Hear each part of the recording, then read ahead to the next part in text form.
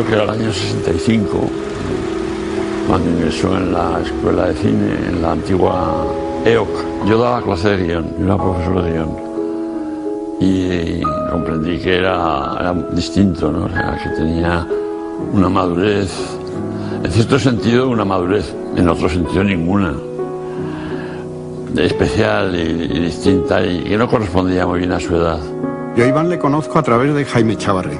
Yo era amigo de Jaime, y Jaime Chávarri sí era amigo en la escuela de cine de Iván Zulueta. Nos hicimos enseguida muy, muy amigos. Hubo una conexión epidérmico-amistosa que funcionó muy bien.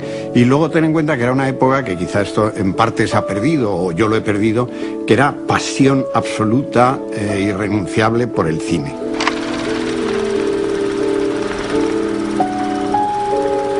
Él se divertía más con Jaime y conmigo, fundamentalmente porque tenía más cosas en común que con el resto o gran parte de los compañeros suyos de la escuela de cine, ¿no? Que también tenía amigos. Además, Iván era un tipo educadísimo y tenía muy buenos amigos. O sea, no despertaba manía, sino al revés, despertaba cariño y admiración, pero al mismo tiempo era un poco bicho raro, eso no hay duda ninguna. Era un personaje de una pieza, pero no era un bicho raro. Quiero decir que de 100 españoles solo había un Iván Zulueta. Y de 500 españoles, pues había 2 más que se le parecían un poquito en pequeño. Pero no era un bicho raro. Era hijo de Antonio Zulueta, que yo le había conocido al padre, porque había sido director del Festival de San Sebastián. Venía de una familia muy, lo que se suele decir, una familia muy buena, muy sofisticada, muy millonaria en sus tiempos, aunque él decía que no, pero su abuela tenía la casa más bonita de San Sebastián. Él es un niño bien de San Sebastián. Si no hubiera tenido tanto talento, hubiera sido simplemente un niño rico.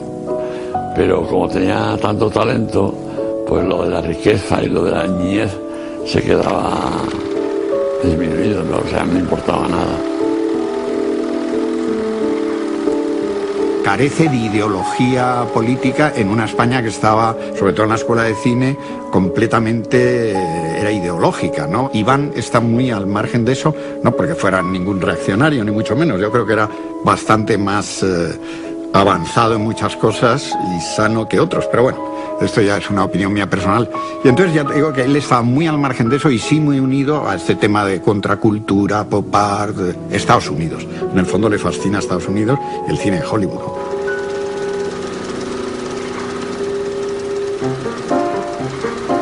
Pues está en Nueva York una temporada, el curso anterior me parece, se sabía al dedillo todas las,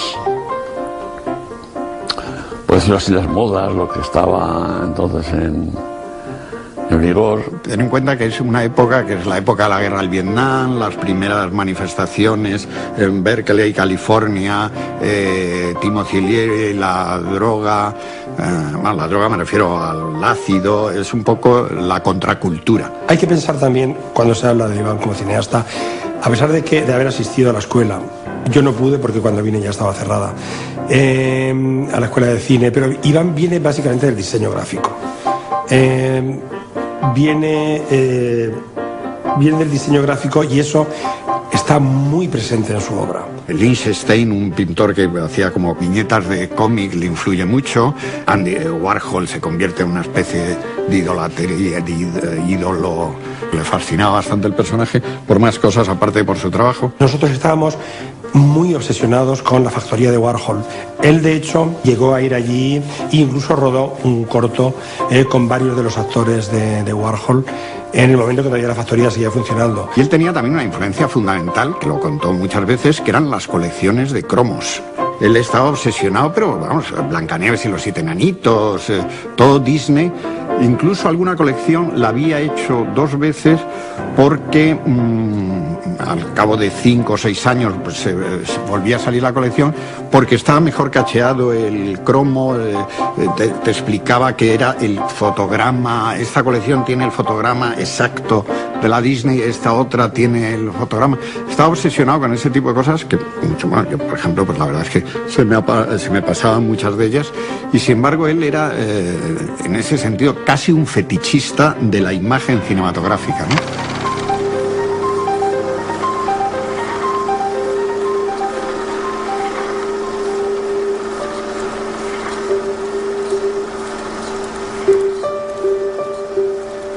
Yo me había propuesto que si alguna vez yo dejo algo en este mundo del cine, pues desde luego mis alumnos, y soy profesor, yo desde luego voy a trabajar con mis alumnos, que es lo que hice siempre, en un sentido o en otro.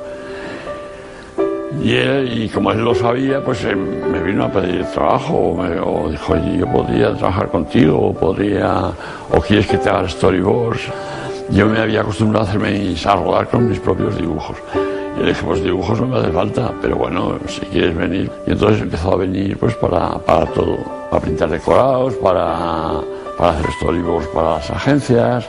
Y cuando ya llevábamos hechos unos cuantos spots y había trabajado y tal, pues dijo, oye, hay un programa de televisión que yo no veía, hay un programa de televisión que se llama Último Grito. Voy a poner la tele. Hola, amigas. Soy la madre de los Beatles.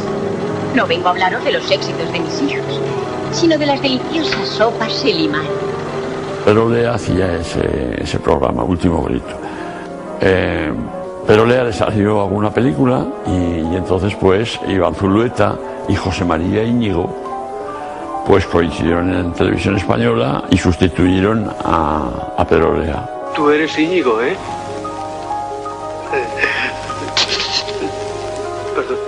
Iván estaba haciendo Último Grito, que era un programa insólito en el panorama nacional, y además también con un tipo de pop muy homologable a el original, al que nace en Carnaby Street y que lo ilustra Richard Lester con los Beatles, y etcétera, etcétera.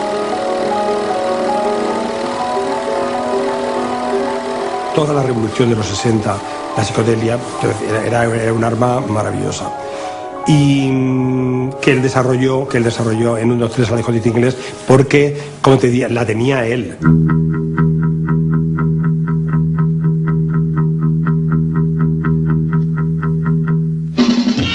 Me dijo, oye, ¿por qué no hacemos una película que sea como un programa de Último Grito? Y dije, es que no tengo dinero para hacer una película. Y dije, no, porque todos los conjuntos, que eran, pues ya no me acuerdo, pero están en la ficha de la película, ¿no?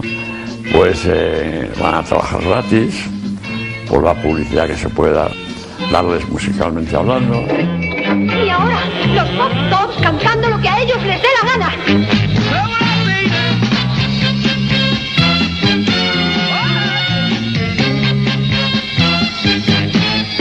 Iván diseñaba los trajes de las chicas, diseñaba los decorados. Yo me acuerdo que un día estábamos muy mal de tiempo rodando y me pidió a mí que mientras él hacía los decorados de un decorado no sé cuál, de la tienda, una parte de la tienda de discos de la película, pues yo le echaba una mano pintando también, porque pintaba siempre mucho peor que él, pero siempre había. Y cuando lo vio, lo borró todo, le pareció un horror.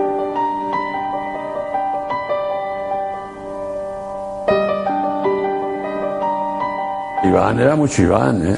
Yo me acuerdo que Antonio Gasset, que era de su grupo, yo le conocí a Antonio Gasset por Iván Zulueta, y como Jaime Chávarri, como todos estos. Pues Iván le decía, Antonio Gasset decía, es la persona más egoísta del mundo, decía Antonio Gasset. Era muy difícil trabajar con Iván, porque por un lado tenía las ideas muy claras y por otro lado no tenía ninguna idea, ¿no? Si no somos profesionales, lo dejamos. Pero si lo somos, seguimos adelante. ¿Lo somos? ¿Lo somos? Lo somos, lo somos. A mí es que el amateurismo me saca de quicio. Empezábamos a rodar a las 8 de la mañana y vino al estudio como a las 10:30 de la mañana. Y luego la escuadra de eso no lo había, vamos, ni Víctor Erice, ni Carlos Saura, ni todos los con los que había rodado, pues nadie se comportaba así en el cine, ¿no? Porque eso no se puede hacer en el cine. Y entonces pues me dijo, Luis estaba indignado. Pero cuando vino dijo, es que he estado toda la noche trabajando en el guión y cómo voy a tal y no sé qué. Pues siempre era una relación la mía con él, era muy cercana, muy próxima. Yo tenía una cierta actitud, digamos, de padre, para entendernos.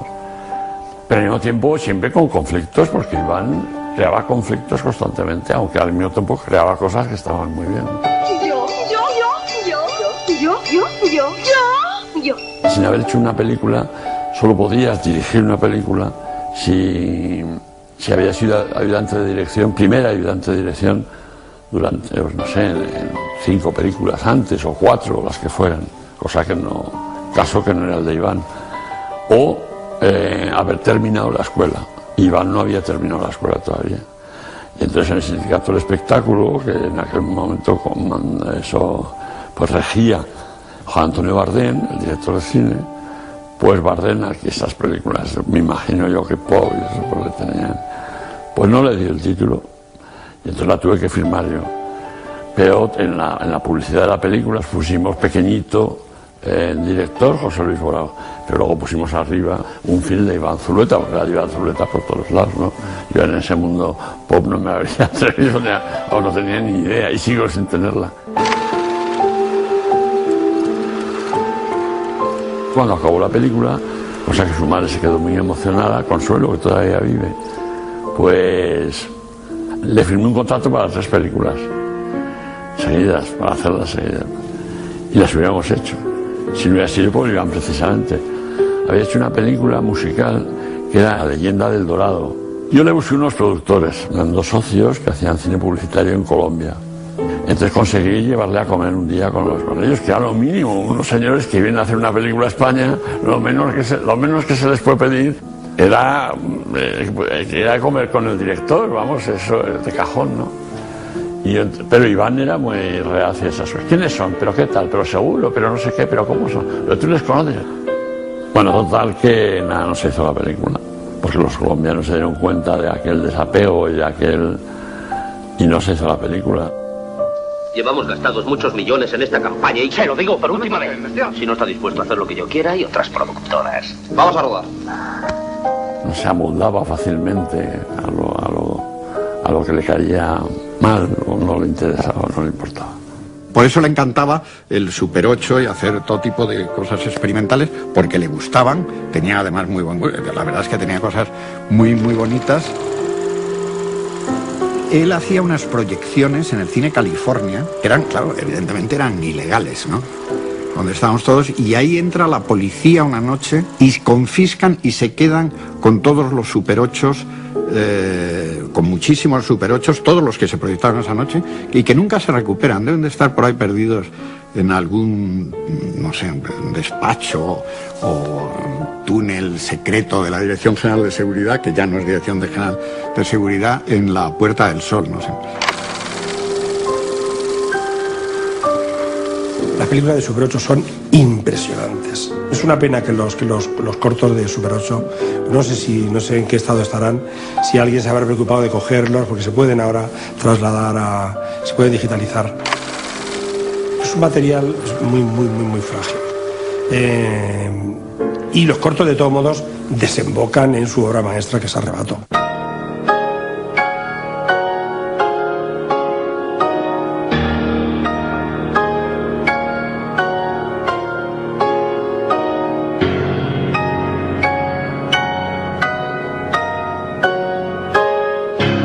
Arrebato no tiene sentido sin todos los cortos que hace el personaje de Wilmore, que además se ven, es decir, ahí sí se ven muy bien en la película.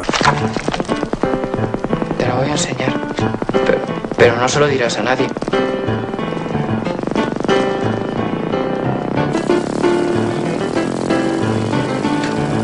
Había una gran diferencia entre el ambiente de eso y el ambiente de un Super 8. Lo que ocurre es que la gente era casi la misma. Entonces, bueno, se parecían un poco por eso. Porque verdaderamente todos los colaboradores eran casi los mismos. Exceptuando que, bueno, que Ángel Luis Fernández llevaba la cámara y normalmente Iván era el que llevaba la cámara siempre en... ¿Quién vendrá en mi ayuda? Me preguntaba yo con la mínima curiosidad.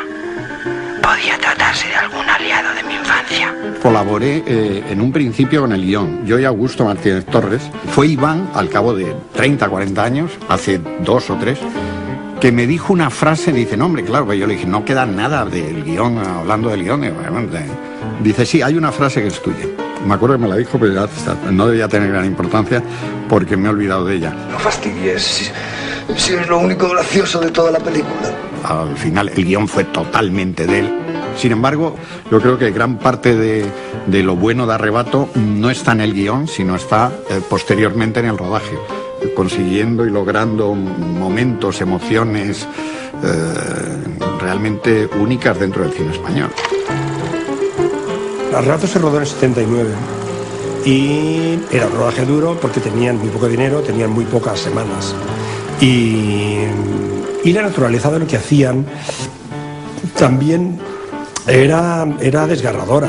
¡Qué película! Pero eres boba. Mira lo que me has hecho, tonta. Boba. Mierda, mierda, mierda. Yo lo que más admiraba en él era su capacidad visual. El dónde ponía la cámara, el tipo de encuadre que hacía. Cuando yo digo que no había ni una sola imagen banal en lo que hacía, es justamente para combatir la idea de que lo visual puede ser superficial. En absoluto en el modo en que Iván entendía lo visual.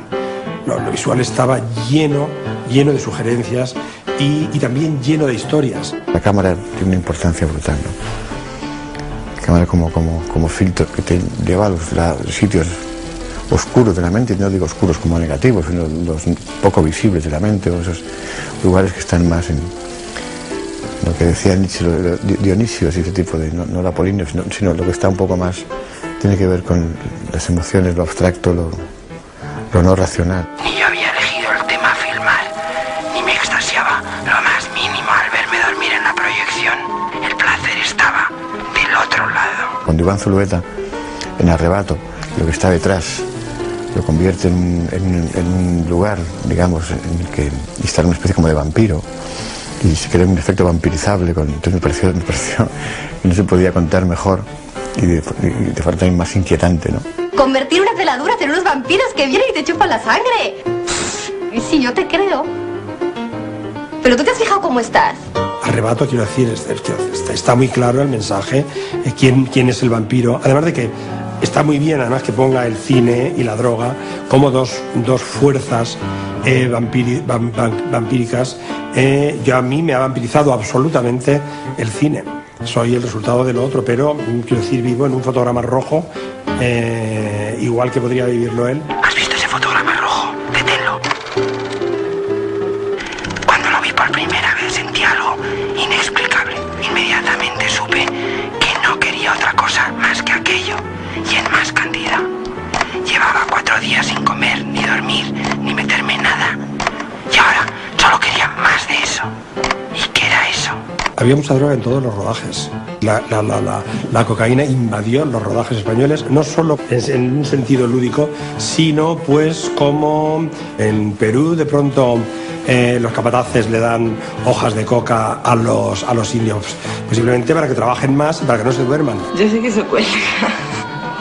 Qué tontería. Es como todo. No conviene pasarse. Si te pasas, no vale. Iván trabajaba día y noche. Lo hizo absolutamente todo. Absolutamente todo. Cada una de las cosas que aparecen en todos los aspectos lo hizo él con sus propias manos. La mancha roja había ido extendiéndose. O sea, que me quedaban 2 veces, 2 sueños, 2 dosis, 2 arrebatos.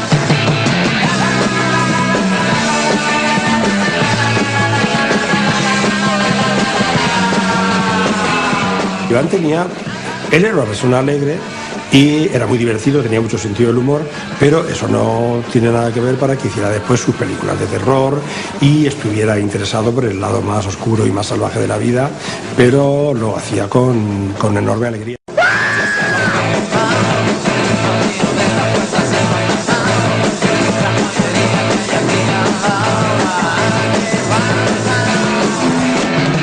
Aparte cuando el personaje de Wilmore decide disfrutar de los placeres urbanos, esa parte es la que menos le gustaba a Iván. Y a mí también yo creo que es la parte un poquitín que se conserva un poco peor.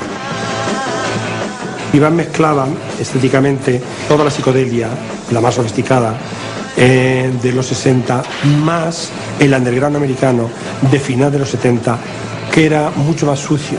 O sea, mezclar Carnaby Street con el estudio de Warhol, Paul Morrissey, todas las drag queens y todas las drogas ya que empezaban allí, y con la Velvet Underground, son 2 tipos de pop muy distintos.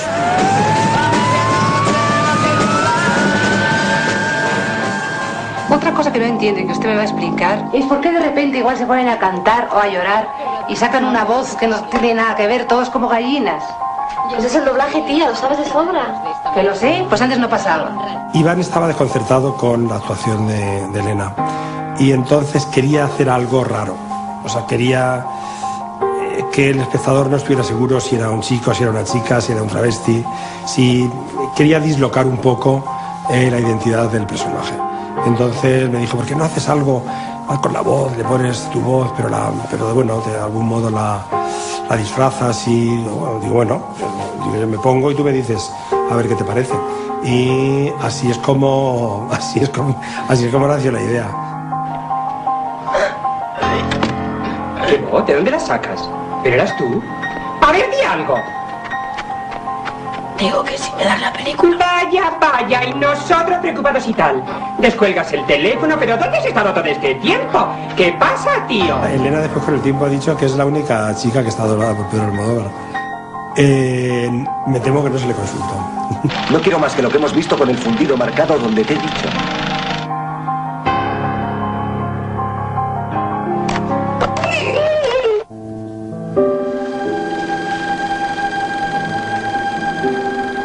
Anda, vete a dormir. Esto no te interesa nada. A la última sesión podían quedar solo 4 días para lo que sea. Y ni yo ni nadie sabía qué era lo que me estaba pasando. Arrebato incluye muchas más cosas que tienen que ver con la vida, con un tipo de coherencia. Lo que pasa es que es una coherencia muy sombría.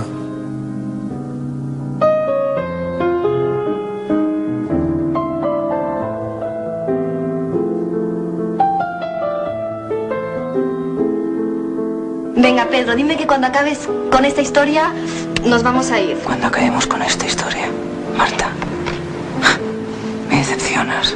Bueno, tú sabes que yo no voy a dejar que venga mañana esta y te devore cual mantis religiosa. Que hoy no la tocarás. Hasta que yo me despierte. Prometido. Prometido. A él no le gustaba Arrebato.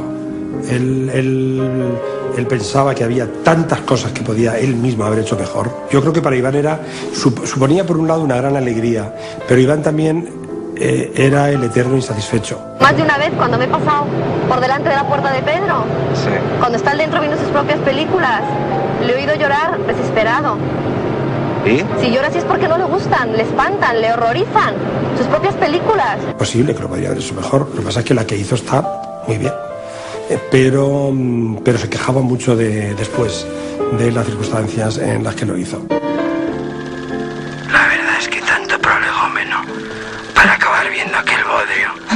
Por otro lado, simpático. Era una desfachatez por mi parte.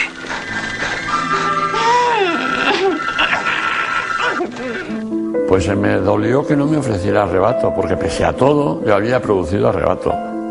Habíamos tenido los éxitos de dinero, de todo, de crítica y de dinero, que hayan sido Mi querida señorita, que la dirigió Armiñán, y yo con Furtivos. Y entonces pues ya no eran las estrecheces ni los heroísmos del principio. Estoy seguro de que solo tú podrías comprender lo ocurrido.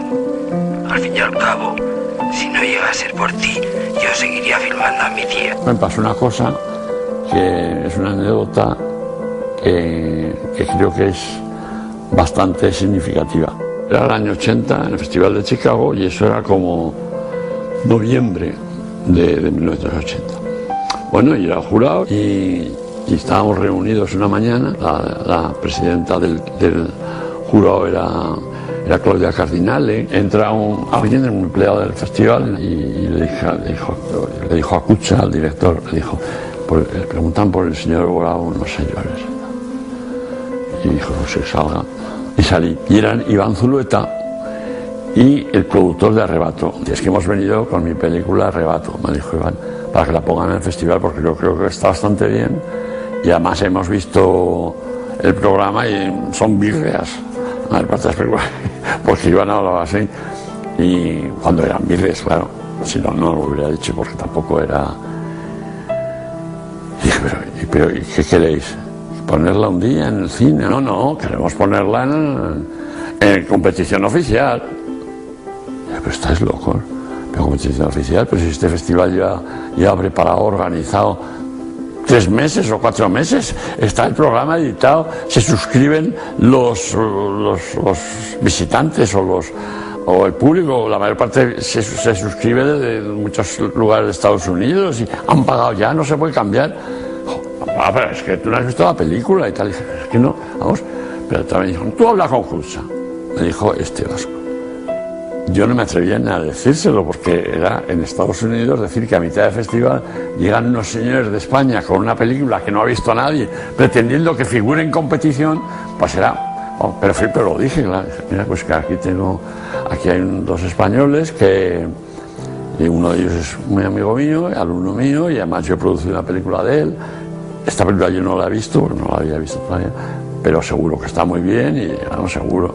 Dijo, es que, escucha, no se lo podía creer, pero es que además dije, pero la podemos pasar en una sección informativa o en un horario, pero en competición, que vamos, es incomprensible.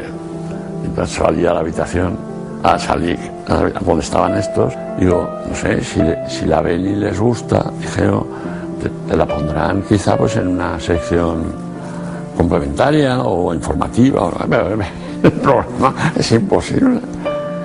Y dijo, no, es que no tenemos la película. ¿Cómo que no tenéis la película? Es que no se nos la han quedado en la aduana, porque no teníamos el permiso, se la han quedado. Pero si van los del festival la pueden rescatar. O sea que venís. Ya ha empezado el festival. Cuando se ha cerrado hace 3 meses el plazo de admisión. Y no traéis ni siquiera la película, la tenéis hipotecada, como quien dice, en la aduana. Bueno, y entonces Iván, que era lo suficientemente listo, dijo, no, claro, si es que me hizo así gestos, como diciendo, usted es un disparate, el productor, ¿no? Y efectivamente era un disparate, porque después todo eso que he contado, pues va a una esquina, me coge así del brazo y me lleva a una esquina y me dice, oye, ¿qué tiene Kutxa contra los vascos? O sea, es un delirio tremendo, ¿no? Y no se pasó la película. Yo estoy seguro de que la película, si se hubiera pasado, hubiera tenido un éxito tremendo, porque es además una película inventada para el Festival de Chicago de aquellos años, porque yo creo que más o menos es un festival normal y corriente, ¿no? Y la película no se pasó. Pero aparte de eso yo pensé, y se lo dije a una vez, ¿y tú por qué vas? Porque es un disparate, decía del productor, ¿no? Dije, ¿y tú por qué? O sea, ¿nos portamos mal contigo? Con Autores Inglés, ¿a qué tienes que ir a que te produzca la película a otro? Y usted firmó un contrato a 3 películas. Ya, pero como estabas en Estados Unidos y mira, surgió y más vale pájaro en mano que 100 volando, esas cosas. Total, que me quedé sin producir. Pero te contaba esa historia porque describe muy bien el mundo de caos, de capricho, de genialidad y de disparate que era Iván y sus amigos. Mira, José, perdona que insista, pero esto no son formas. Terminasteis el rodaje ayer, has conducido toda la noche, llevas todo el día metiendo la pezuña. ¿Te ves esta otra toma y a dormir? Era un rodaje con gente moderna, que se comporta como tal, que es muy joven, que, aunque no es, que se mueve de algún modo en el margen, a nivel vital y en su modo de vida, y que, bueno, pero eso fue entonces y siguió siendo después para muchos de ellos y para el propio Iván. Yo me cago en el cine. Ya, no hace falta que lo jures, empieza a oler. Desde luego. ¿Y por qué? Porque, en definitiva, no es a mí a quien me gusta el cine, sino al cine. Sino al cine a quien le gusto yo. Que te den por culo. Yo no soy nada mitómano, no creo poco en los cine de culto y cosas de estas, pero creo que, no sé si es evidentemente no es ni la mejor, ni él lo pretendía, pero es una de las grandes películas del cine español y una de las más interesantes y originales. Es lo mejor que se ha podido hacer sobre la magia y el embrujo que te puede producir el cine, hecho desde el lado más artesanal que para mí sigue siendo el Super 8.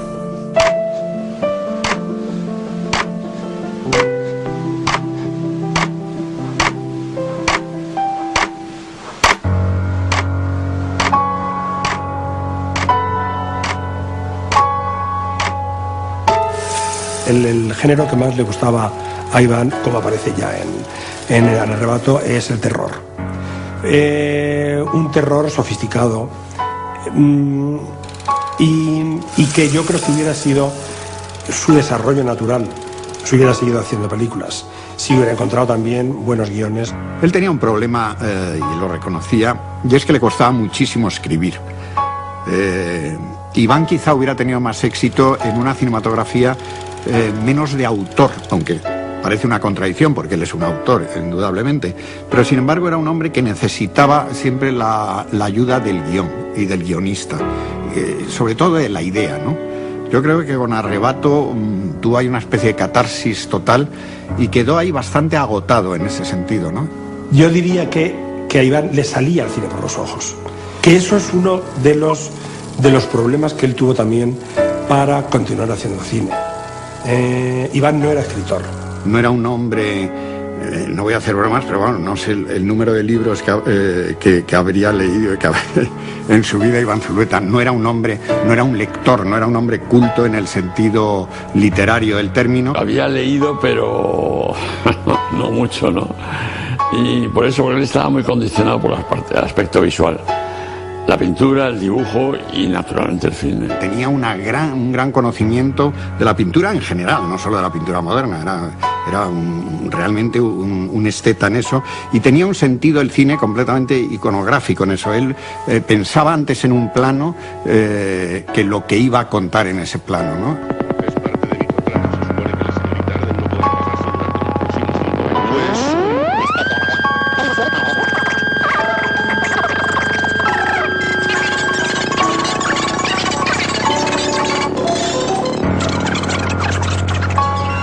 Él tendía a hacer unas películas absolutamente abstractas, como son sus obras maestras en Super 8, donde el argumento importaba menos y donde casi las imágenes tenían su propio argumento. Si alguien le hubiera dado a Iván el guión de, por ejemplo, en ese momento, digo en los 60, pensando en los 60, de Blow Up, Iván hubiera hecho una película mucho mejor visualmente de la que hizo Antonioni, y yo Antonioni adoro a Antonioni. Entonces yo creo que si hubiera en otro tipo de cine, en Estados Unidos, o donde hubiera un cine más, digamos, donde hay más, está elaborada, es más interdisciplinario, por decirlo de alguna manera, ¿no?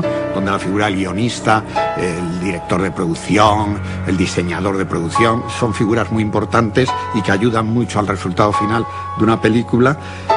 Quizá en un cine así hubiera funcionado mejor él, ¿no? Porque necesitaba determinados apoyos, como era una buena historia, incluso un buen dialoguista, cosas que le costaban a él mucho, ¿no? Iván era, para mí hay algo fundamental que le aleja o le separa en gran parte o a la totalidad de los directores de su generación, y es que era el más iconográfico, es decir, su cultura era visual. Él tenía una facilidad pasmosa para pintar y una tremenda originalidad, yo creo, a la hora de diseñar un cartel de cine. Yo creo que hay carteles de cine de películas de Borau, por ejemplo, que son magníficos, son verdaderas obras maestras en sí mismas. El primer cartel que hizo de cine, porque había hecho otros de discos y de cosas, fue el del Escondite Inglés, ¿no?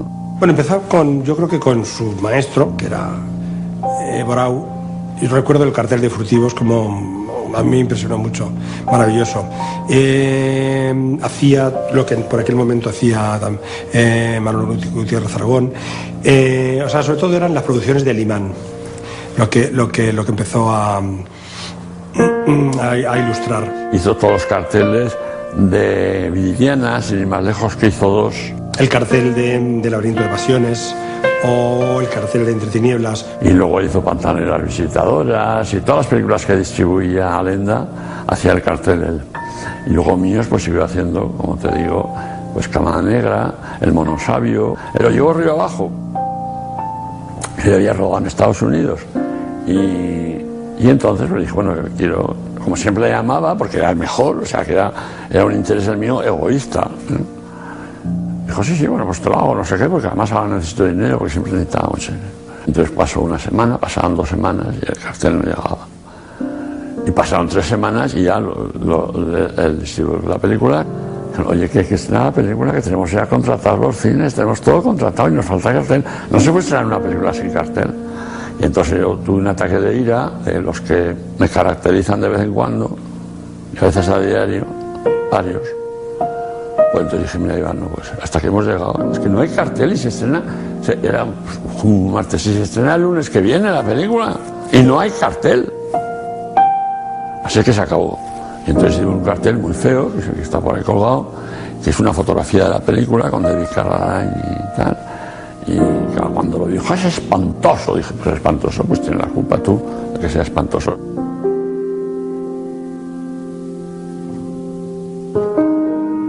¿Qué es esto? Que se levante inmediatamente el que haya sido. Iba al margen de horarios, convencionalismos y creía que todo el mundo tenía que ir a su aire o comprendía que no podía ser así, pero de momento pues... Y eso a mí me irritaba porque yo hice el papel de Furtivos del gobernador en Furtivos, porque Manolo Gutiérrez Aragón, que era el co-guionista conmigo, decía que yo tenía un carácter nazi.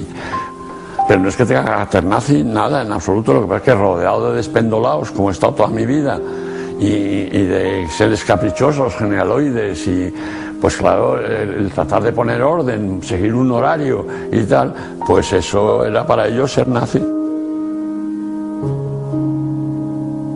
Hay un dato fundamental y se puede decir perfectamente, y esto Jaime Chávarri lo dice, y yo creo que Borao y toda la gente, amigos que le tratábamos, yo creo que era un gran vago, vamos, era una persona no con desidia, sino vaguería. O sea, cuando cogía una idea o tenía un proyecto o de repente se emocionaba con algo, era capaz de darlo todo, ¿no? Y, era muy intenso en eso.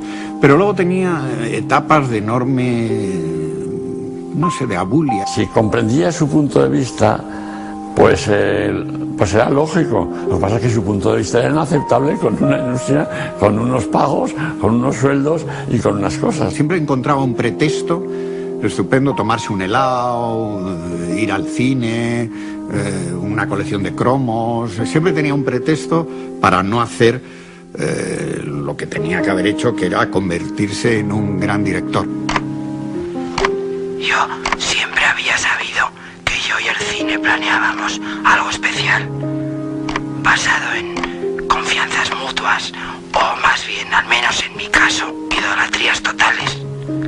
Pero había hecho falta estar al borde del abismo para enterarse de lo que pasaba. Hombre, él eligió parte de su trayectoria, pero no era responsable totalmente de su trayectoria. Había 2 o 3 circunstancias que las determinaban, pero bueno, de todos modos fue coherente y tampoco se quejó mucho.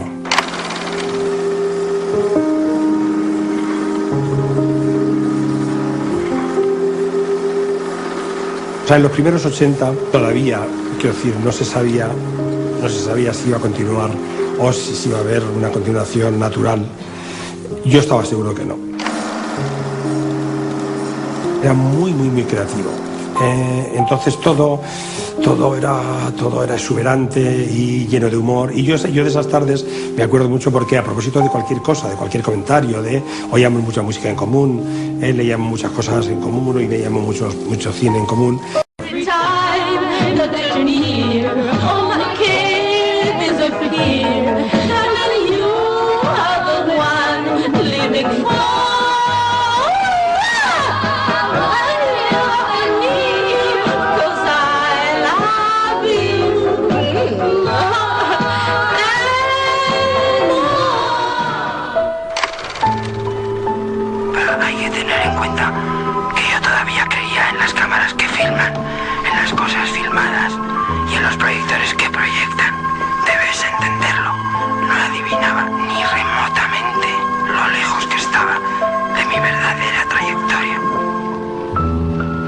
Según iban pasando los años, Iván decidió que su vida iba a ir por ahí, para no andar con eufemismos.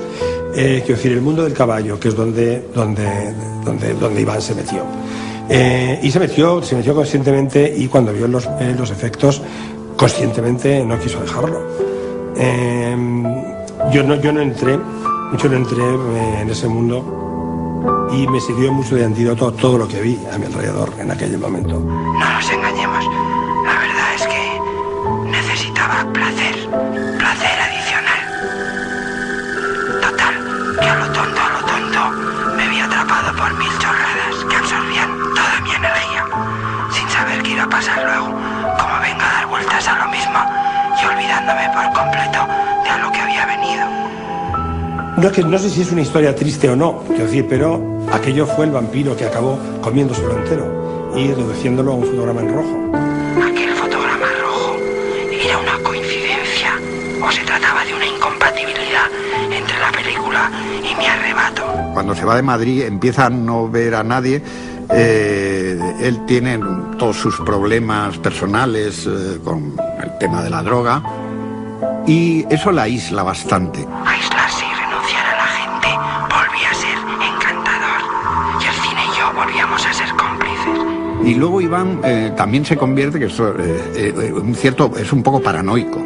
Empieza a tener manía, que si no sé qué, que si le mira a la gente, no sé qué. Yo me lo encontré, esto es una anécdota cierta, un día en un festival de San Sebastián, que iba por la calle, y llevaba un casco de piloto de la Primera Guerra Mundial de cuero y una chaqueta como llevaba, como vestía y tal, y me empezó a explicar que la gente le miraba y tal, y traté de explicarle que quizá modificando un poco los hábitos, la vestimenta y quitándose el casco de piloto, igual le miraba menos la gente, pero no acabó de entender, ya estás tú, te has vuelto un reaccionario, me dijo. Pues, es posible, ¿no? Sin casco quizá te mire menos la gente. En el momento del autoexilio en San Sebastián, él mismo ya se encerró y eso sí es una época verdaderamente sombría. No nos dejaba verle. Por fin llegó un día en que no tenía nada nuevo que ver, que me sorprendiese o maravillase, ni fuerzas para filmar, ni nada. Mi voz se había agravado definitivamente, mi aspecto también. Yo no quería entablar contacto con la gente, quería que mi relación se produjese exclusivamente a través del cine, filmando y proyectando. Yo le volví a ver cuando hizo una exposición de algunas de sus diapositivas, maravillosas diapositivas, tenía una colección como de 500, dibujadas encima y tratadas. Cuando la exposición de la Casa Encendida, de sus Polaroid, poco menos, iba como en pijama, llevaba un traje que se parecía más a un pijama que a un traje. Me recordó a Hugh Hefner, es el director de Playboy, que siempre estaba en pijama en su casa, ¿no? Pero bueno, no en su casa, sino por la calle. La vida de un tipo con tanto talento para el cine como él, que no hace cine, por un lado, debe ser frustrante, pero también lo había decidido él. Tiré todas mis películas, menos las que te mando. E incluso me convertí en eventual espectador de las películas de los demás. Ahora era cuestión de dejarse hacer, más que de hacer. Arrebato es que es una película clarísimamente que es un testamento, o sea, lo parecía en su momento y bueno, después de 30 años se ha demostrado que así era. Además, dotado de una coherencia impresionante.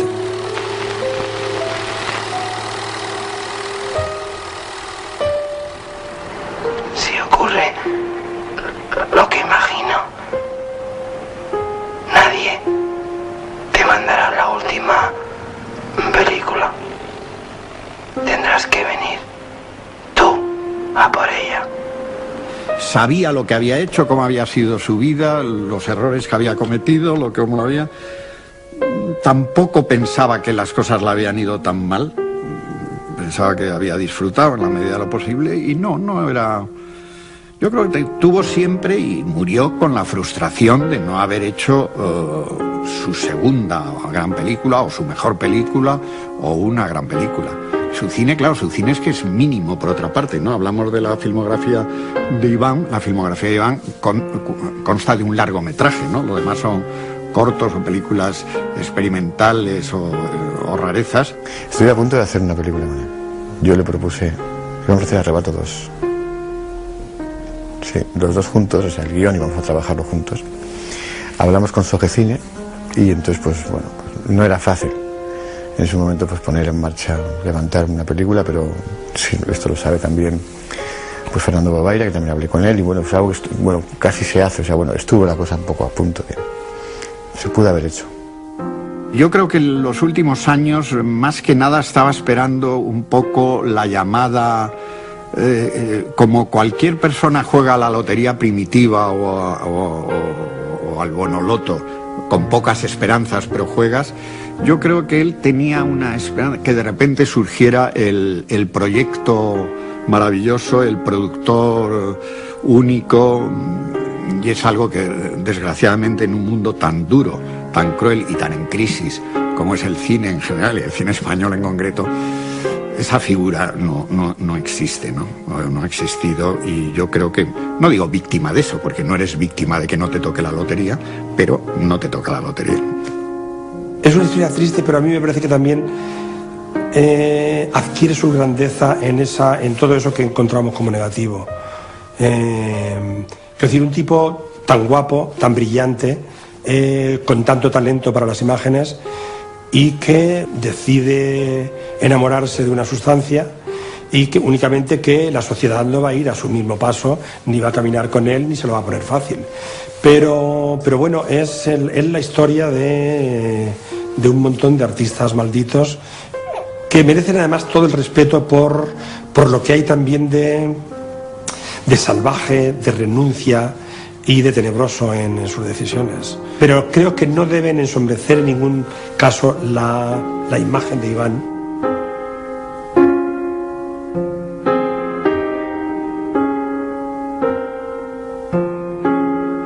Las imágenes que damos las personas, todo tipo de personas, los artistas y los no artistas, se crean, se cultivan, se desarrollan desde los ojos de los demás. O sea, quiero decir, son más los otros los que crean esas imágenes, que uno se conforma con vivir. No era un hombre amargado, ni mucho menos, sino aceptaba muy bien y con cierta resignación y sentido del humor el destino que la vida le había deparado. La verdad es que era muy divertido, muy listo y una bellísima persona.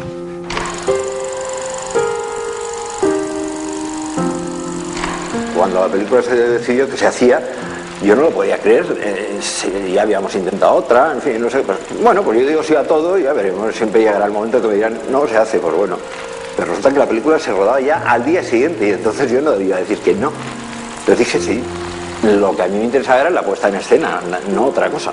A mí hay gente que me ha dicho, pero si había guión, digo, ¿cómo se puede pensar que no hay guión detrás de eso? Pues por lo visto sí se puede pensar.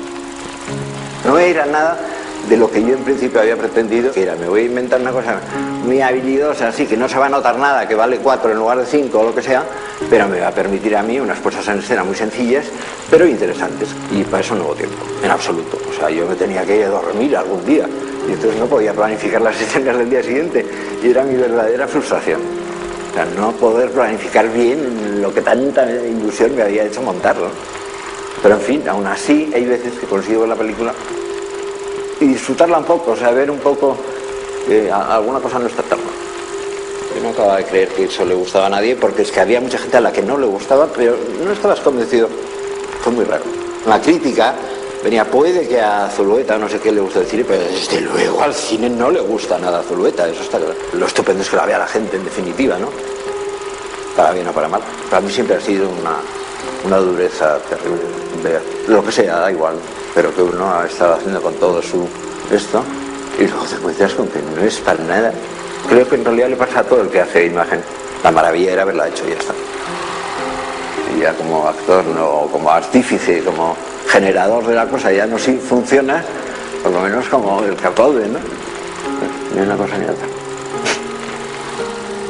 Yo en el fondo confío en que de alguna manera me inventaré algo. Porque realmente sería la única posibilidad de un poco de felicidad en este mundo para mí, hacer una película. El cine nos hablará alguna otra vez.